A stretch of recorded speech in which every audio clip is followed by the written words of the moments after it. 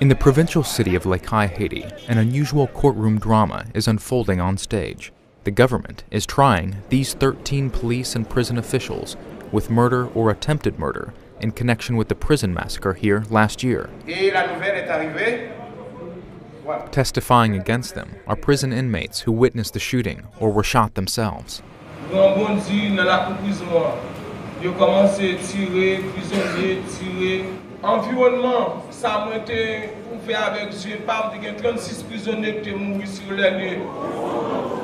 Hundreds of local residents cram into a public theater to watch the proceedings, and the decorum is purely Haitian. Defense attorneys shout insults at the judge. Observers cheer as though at a soccer game. Rum and beer are sold at a bar near the door.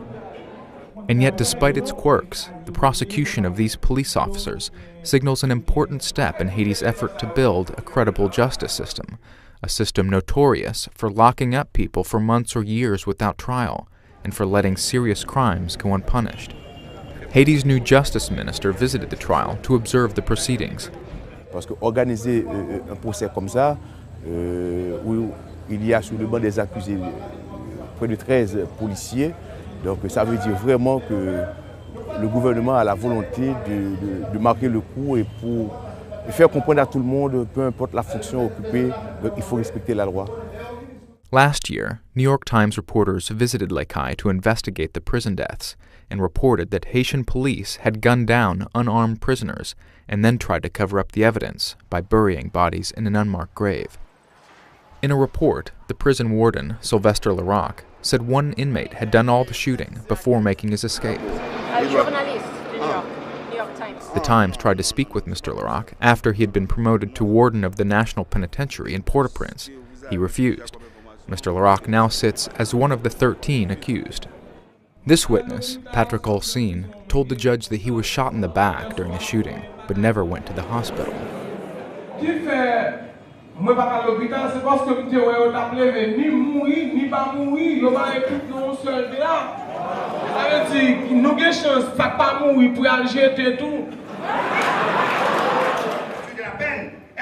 The trial, now in its third week, isn't without its challenges. The prosecutor said he has been threatened, as have many of his witnesses. They tell me that after the case, they have to kill me. That's very, very, very, very difficult for me life.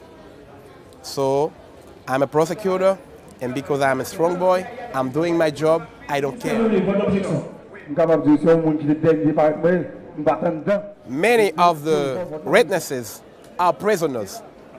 After testifying here, they have to come back to the jail. They have been receiving threats, and there are even 2 of them who refuse to eat at the prison because they are afraid to be poisoned or whatever.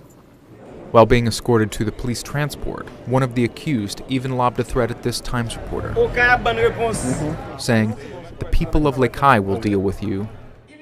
In this trial, there's no jury to intimidate. The judge decides the case. And he has at times struggled to control the proceedings, often reaching for his bell to quiet the hall. At one point, a defense attorney contested the judge's decision to allow family members of the victims to be represented in the case. The exchange became so heated that the defense shouted, without any evidence to back it up, that the trial was fixed.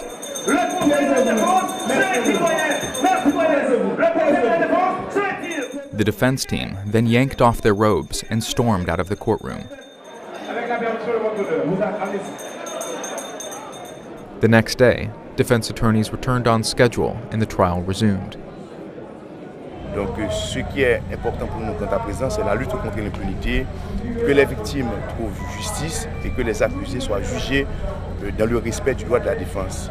Et pour que les citoyens, les justiciables, les contribuables voient que nul n'est au-dessus de la loi. The trial is expected to continue for several weeks.